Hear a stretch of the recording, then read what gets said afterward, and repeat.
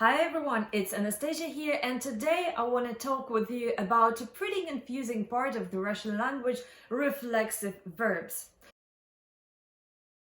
Last week, one of my students sent me a message. Мы можем встретить во вторник. He meant to say can we meet on Tuesday, but some of you might notice a little mistake with the word встретить. The correct word for this particular situation will be мы можем встретиться во вторник, not встретить.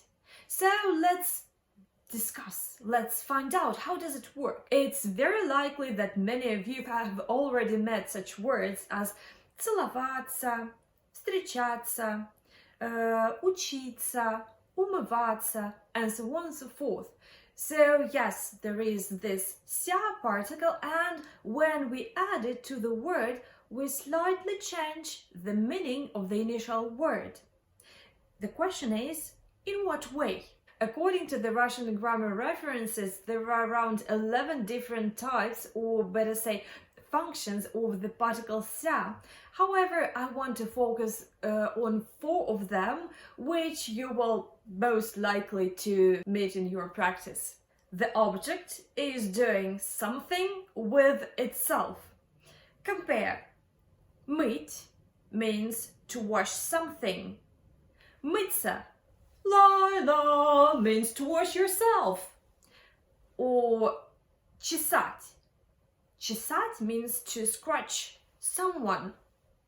And чесаться means to scratch yourself. When you use a usual non-reflexive verb, you need this object of an action. For example, я тренирую детей. In this sentence, детей is an object of an action. I train whom? I train children. Compare with this. Я тренируюсь. This means I train myself or by myself, and we don't need any objects of an action. Function number 2. The action is done as if no external help or assistance is provided. We sort of pretend that an object is doing an action with no external help. For example, магазин открывается в 9. The shop opens at 9. Or show скоро начинается. The show begins soon. Of course, technically speaking, we know that there are some people who open the shop and who start the show. However, in the language while speaking, we pretend that they do this action themselves. The next meaning of the particle ся is a mutual action. Compare this. Целовать means to kiss someone, and целоваться means to have a mutual kiss. Or обнимать. Обнимать means to hug someone, and обниматься means to have mutual hugs. Getting back to my student's message, встречать means to meet someone, and встречаться means to see each other. Some verbs are always used with ся and don't have this non-ся counterpart, non-reflexive counterpart. For example, общаться, улыбаться, бояться, надеяться.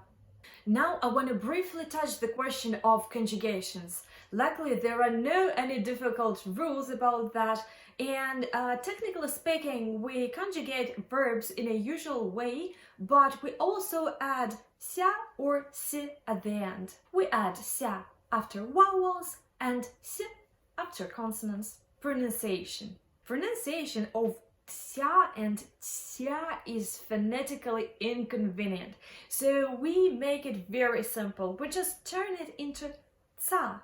For example, она смеется, он улыбается. Yes, I know that at some point these rules can seem pretty tricky. However, the more examples you will see in your practice or while learning, the better you will understand the inner logic of this reflexive and non-reflexive verbs concept. To make sure you got the differences, I invite you to take a little test that you can find right below the video. Write your answers in comments below and I will give my feedback to first 5 replies. As usual, I invite you on my individual lessons and we'll see you in the next videos. Пока-пока!